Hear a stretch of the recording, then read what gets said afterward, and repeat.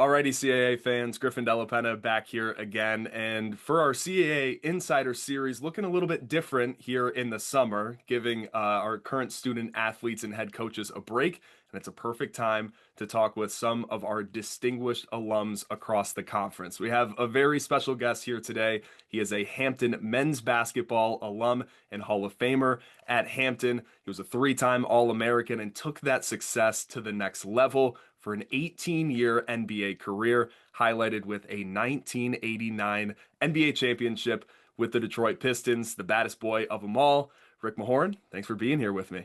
Hey, thanks for having me. I mean, it's you're talking a long time ago, but of course, I know the good stuff and I also know the bad stuff. That's the best part of being interviewed. Well, I certainly love NBA history, so this is going to be a treat for me, but we're going to go all the way back to where it began for you. Hartford, Connecticut native, went to Weaver High School, and you were a football player, so it makes sense with the physicality that you had on the hardwood. Not too surprising there. But during your recruiting prospects, you wanted to play basketball. How was it for you to try to find schools at the next level and get recruited for basketball?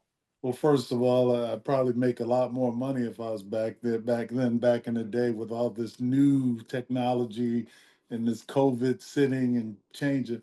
But when I was recruited, I was a better football player. I had a growth spurt and let's see, my brother was the basketball player, and I was trying to play basketball, but I got cut my freshman and my sophomore year because I was a shorter kid.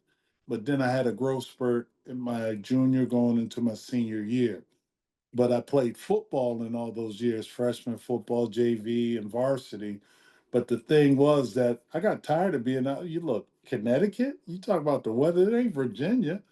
It was like when I went to Virginia, it was summertime all year round. But went up there, it was wet and I just wanted to go somewhere where I had the option to play football or basketball. But who knew basketball was going to be my niche? Well, you don't have to tell me about the cold. I'm from Buffalo, so I Oh, certainly know about that. I got family up in Buffalo, Lockport, New York. There we go. Shout Oh, out to Western New York. I love it. I've been to Buffalo. I'm Rick James all day, and now I'm into this was Conway the Machine and Yeah, West Side Gun and all this stuff. So Detroit is like Buffalo too. without a doubt. We're already hitting it off. I like this. So, you decided to go to, at the time, the Hampton Institute. And from what Mhm. I've been told, you didn't even know anything about the school, really where it was. What made you take that leap of faith decision to say, I'm going to continue my basketball career, even though you didn't really know a lot about Hampton at the time? Man, I didn't know a lot about nothing back then. I'm a single parent child off of welfare, so it was like visiting a place. And back then, you couldn't bring your family. It was just had to be you. But my mother, Hank Ford and Robert Wilson, the two coaches that were there, the head coach was Hank Ford, and Coach Wilson is it's till to this day I call him my pop. And it was that kind of kinship there that made me say, I would like this place, but I don't know. And my mother really loved the place because she had a good feeling in herself at that particular time, saying, Ricky, I just love this place. This would be great for you. And it was, off season where everybody was leaving. So a person that went to Weaver, which is a public school in Hartford, Connecticut, and went to Weaver High, where I went to school, graduated the year before me, saw me and called me by my nickname back in Hartford. And I'm like, okay. But then I never realized that this was a historically black college because the only thing we read in our textbooks were Howard, Tuskegee, Morehouse, those schools. So during your freshman year, you started to have the building blocks. You were a really good player, but you took a huge step from your freshman to your sophomore year. In what ways did your game really evolve in those two seasons? Getting my butt kicked in practice by this guy named Marvin Payne and Keith Tolliver, two guys that transferred from Tuskegee with Coach Ford and Coach Wilson that were on the team. That was like, I think my senior year was the first time I ever played basketball in an organized fashion. And with that growth spurt, I still wasn't, physically as I got as you grow up as a kid from 17 and you're going on. But my freshman year was just one of those years I'm looking around, trying to understand what's going on. First and foremost, not only trying to get my education or further my education, it was more like, okay, I'm there for a responsibility. And I said, okay, this first year I'm gonna do, but I didn't ever think I blossomed as far as I did in my sophomore year, because from a freshman averaging 5 or 6 points to going to averaging 24 and 12 coming off the bench, and not, well, at the beginning coming off the bench and then eventually becoming a starter. It was weird. And still till this day is weird to me because it was something I never wanted to do. I was a better football player than basketball player. I was all American. Right. And high school All American in football is hard. At a defensive end, I mean, that's what I knew. And I want to get these stats right. So you finished your Hampton career with 2,418 points, over 20 points per game, 1,465 rebounds, 396 blocks, 18 school records for you at Hampton. When you were looking at recruiting from high school to college, it was difficult for you, but how was it to get to the next level for NBA scouts to then also see you? Well, it's ironic that when Mike Ballway, who is the sports information director at Hampton now, back at Hampton, he would always, put these little messages, these little thought messages in your head. What would you do later on in life? What would you do later on in life? My whole goal was to go to school to get a good education, but I wanted to become a principal.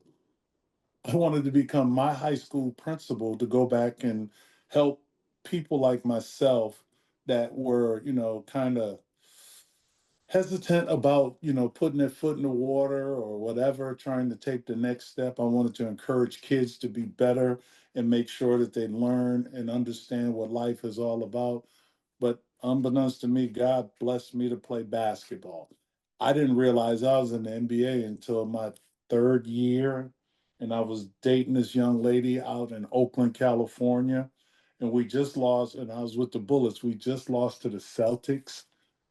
And the fact is, I was reading a newspaper. Of course, we read newspapers back then, not internet, and But I looked at that, and I'm reading the newspaper. And I was like, why is my name out here in the San Francisco Chronicle or the Times or whatever? We just lost to Boston, but they were talking about me in a newspaper that's out of my jurisdiction, out of Hampton, out of DC, out of Connecticut, and I'm reading my name in there, and that's when I realized I was in the NBA, but I never changed who I was, because the fact of the matter, this is who I am. I've been this way since my mother told me, better.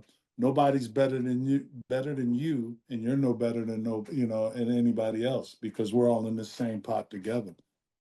Yeah, you just kind of mentioned it. You were then drafted by the Washington Bullets in the second round of the 1980 draft. And early on, you had that tough and physical play. At what point did you realize if I almost have this enforcer type role, I can really carve out a role for myself in the NBA? Well, you know what? NBA is about roles, just like life is about roles. Everybody, you do your job for your team, and this is what they want. When I got drafted, they didn't draft me for my scoring ability, because you mentioned it. I have 18 records. If we'd had a 3-pointer, there wouldn't be nobody around. I'd be LeBron James of Hampton.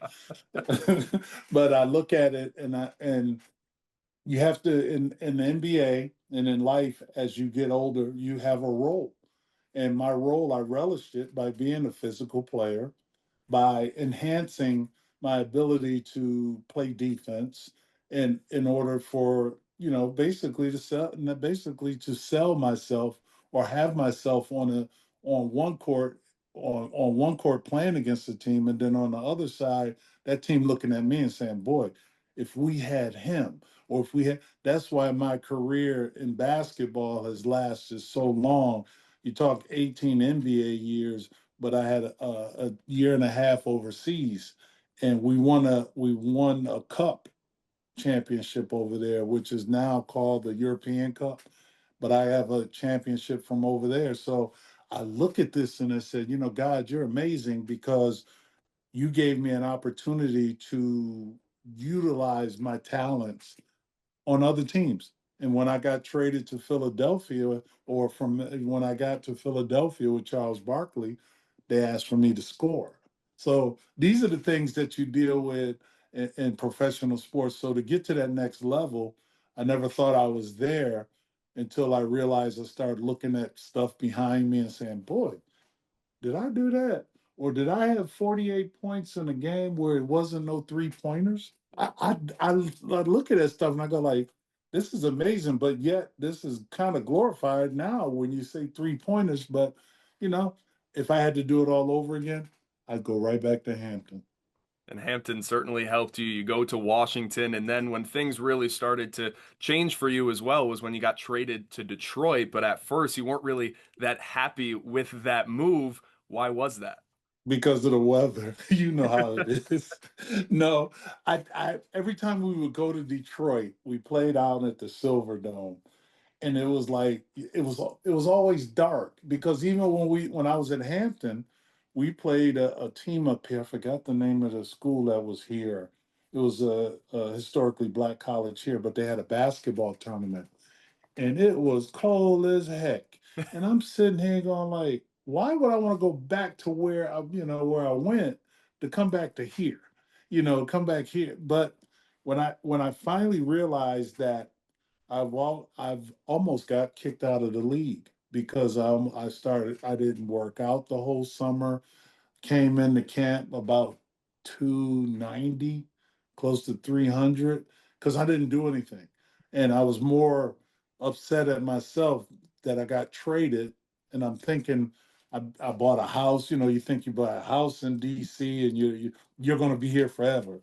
But that's when the reality hit that other than playing in the NBA, you're subject to leave and be playing somewhere else, working somewhere else while your house is down here that's not occupied. So once I realized that I was about to get kicked out of this league, Jack McCluskey, the GM, told me, he said, look, Ricky, if you want to be here, you got to accept being here and you got to accept your role because they brought me here for my defensive ability, my toughness, and also my rebounding ability. And when I didn't perform then, I came back the next year. They didn't see me the whole summer.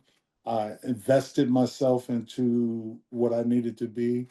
I was down to like 240. Went into camp. They was like, ooh, ooh, like, yo, this he looks like he's ready. So then you mentioned that first year to the second year, but what's so interesting about those Detroit teams is you were built on defense back then with Isaiah and Joe and Dennis Rodman, Bill Laimbeer, yourself, and Chuck Daly at the helm. When you look at your time there and year after year, where did you start to see the biggest difference in allowing yourself to have success getting to that point in '89 when you had a championship? The thing was, we it's all about sacrifice. And the fact is, I was on a team that was very unselfish. We knew who our stars were. We knew we had to execute. We knew we had to play defense in order. And our whole motto is defense first. Because if you stop a team that's up 10 points, you stop them five times, that means there's five scored, and now it's tied because you went down and scored as well. And that's when I look at NBA basketball now is different, a lot different. But I enjoyed being who I was. And then I got my label, bad boy, the baddest of the bad boys. And I'm like, really? They talk about me? No, and I didn't have two fights. No, I did have fights in college. But it was it was interesting because we were a group of characters. Bill Laimbeer, I didn't like him. I didn't like Isaiah. Joe came when we drafted Joe the year I came. Rodman came a couple of years, a year and a half after. But it was just the fact that I didn't want to be in Detroit. I didn't like Lambeer when I played against him. But he was so direct. he would tell me, he would tell me what my role was before Chuck Daly would tell me my role. In 1989, you go back to the finals after losing to the Lakers the year before, and after some trials and tribulations the years before, you get to the mountaintop, you get over the hump, you win a title.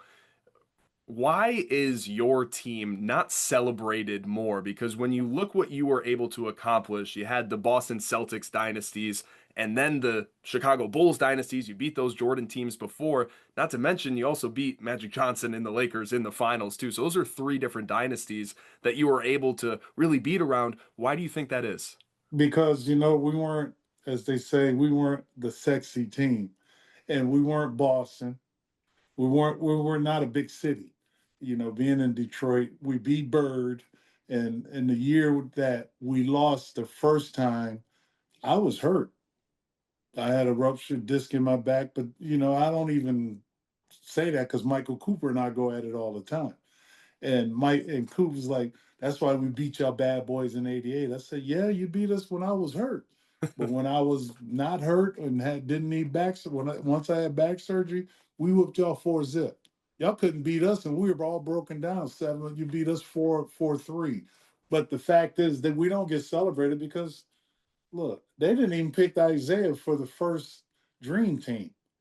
And I'm going like, okay, so that's the stuff that you get when you are surrounded by these major cities. If the Knicks would have won, the Knicks would be celebrated right now like nobody's business. But now you got two, small market teams. We're a small market. So and then you don't forget about Houston Rockets winning back to back. Right. Michael Lev. Oh, they won it because Michael Lev. It's like, people get so caught up in their minds about other stuff that doesn't really pertain to what to me basketball is about. What if? I mean, what if I could have went first round pick? I always look at that stuff. So instead of Joe Barry Carroll. So when I was getting prepped for this interview, I went back and watched the Bad Boys doc, the 30 for 30 on ESPN. And Uh-huh. one of the most heartfelt moments in that was 2 days after you won and you're having the parade and it's the highest of highs for the moments and you find out that you were selected by the Minnesota Timberwolves in the expansion draft. And was that a moment that you had any idea that that could have happened, that you were unprotected, or was it just I'm at the highest point in my life and now it's all coming back down? Well, the fact is, the highest point, they could never take the championship away from me. Also, it's the business of basketball.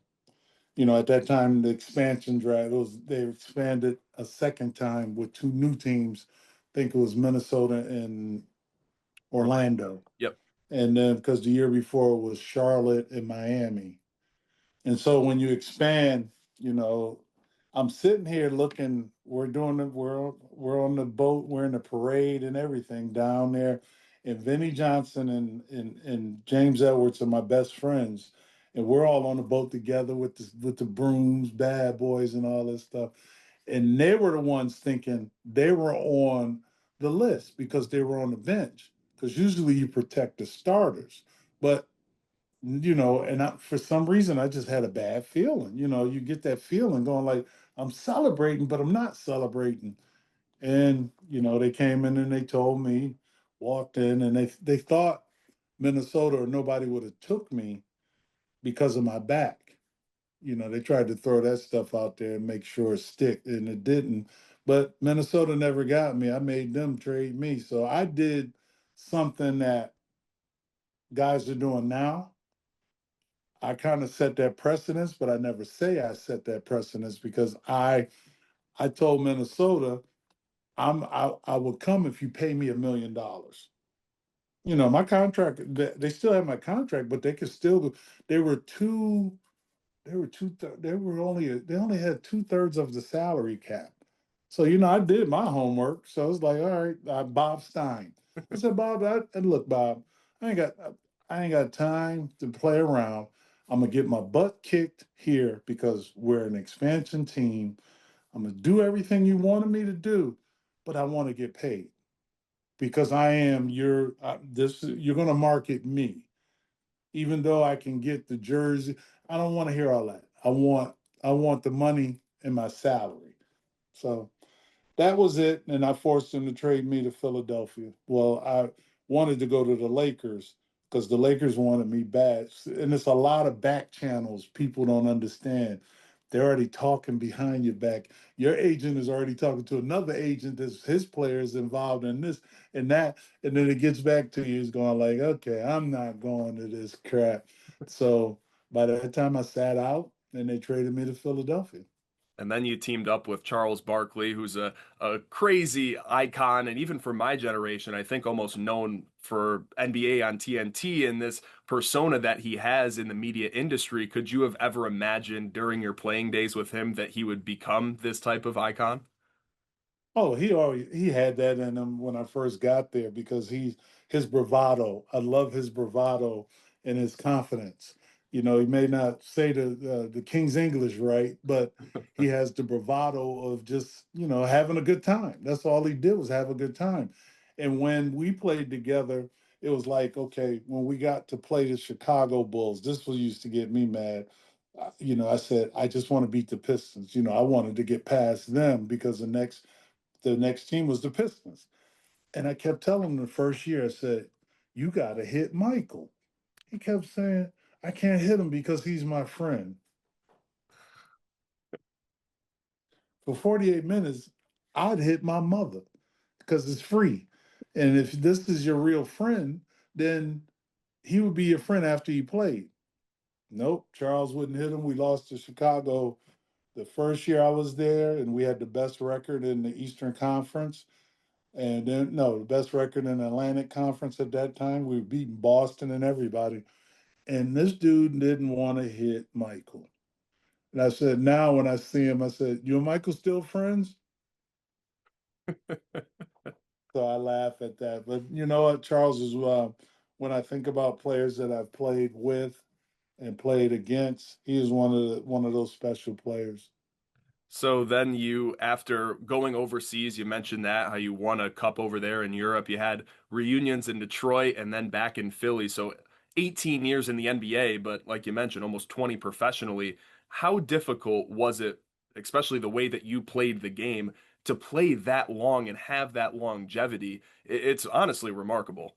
Well, you think it's remarkable, but I look at it if you expand as as things expand, it's not as strong as it was. I figured when I first got in the league, and I have to bring you up to history. It was 21 teams before I got drafted, because then the Dallas Mavericks came in. So now you got another team and then they expanded the roster from 11 to 12. So now you sitting there going like, okay, opportunities, that gives them. Now you got 17 on the roster, and you see what you get. The fact is, you see a team like back then, it was always the Clippers, and you got 30 teams. And so the more you put, I still had credentials. I still can pull out my file and say, here's my resume. You need me on this team in order for you to be successful. So I kind of sold myself to stay on a team. And I remember the lockout year, my last year with Philadelphia, Larry Brown was there. And I told my family, I'm going to make 10 phone calls. And I called 10 teams, and I called the general managers, the people that I knew. And none of them called me back the rest, that day. They knew what I wanted. But then I get a call from Larry Brown, said, Ricky, come on in.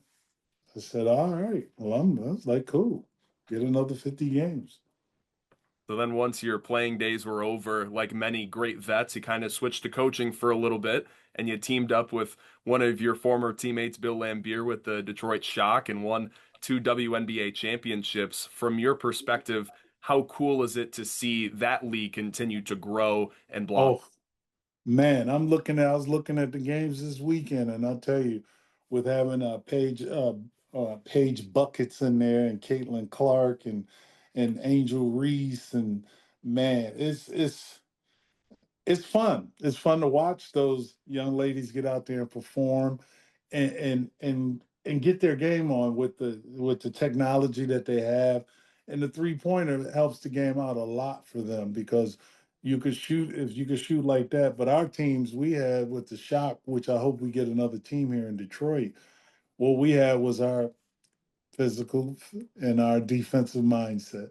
So I don't know if it'd be pretty to them because we had people like Swing Cash and Katie Smith and Ruth Riley and Cheryl Ford. We had some horses here, boy, that can just flat out play. And then after you coached a little bit in the big three as well, but you just love giving your basketball knowledge to the masses and even with the media landscape now too. You're on Hmm. Sirius XM and on the radio stations, and then even with Detroit Pistons basketball on their radio broadcast. Like how much time and how fulfilling is it for you to continue to be around the game as much as you are? I'm lucky and I'm blessed. And the fact is that if I'm not able to be physically, a person that can help you that way, I can help you in ways where mentally, that's one thing the mindset never goes. So with the transition from playing to announcing, it's easy. I mean, it's just speak your mind. I'm pretty much a character. Even if I was on TV with Barkley, he'd be quiet with me because he knows I can come right back at him very, very hard.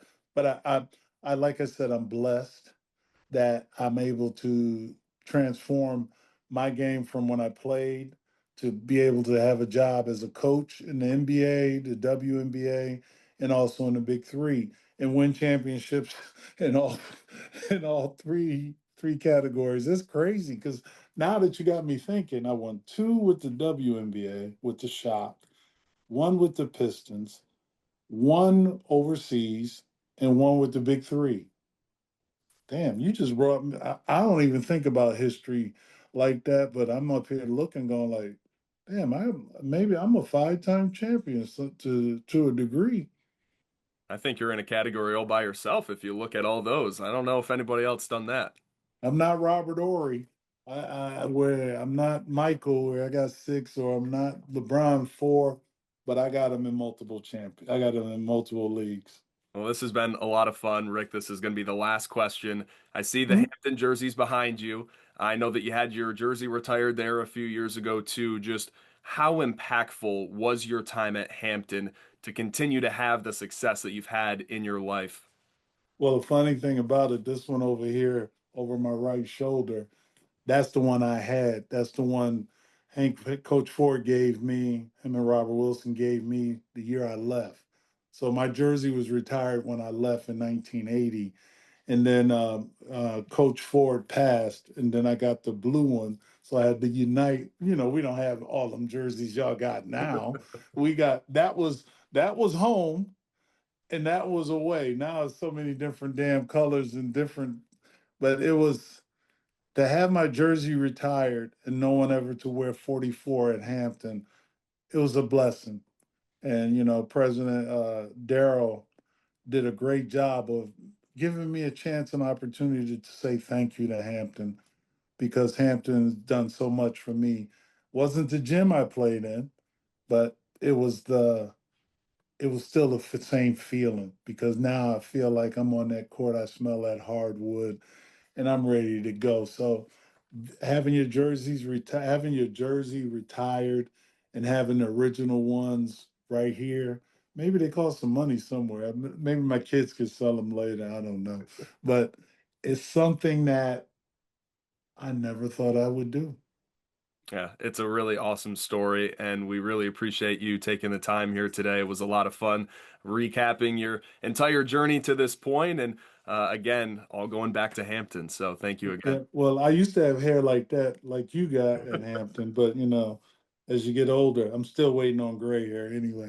Thank you so much for having me, and good luck in the CIAA, and hopefully Hampton can get that this year.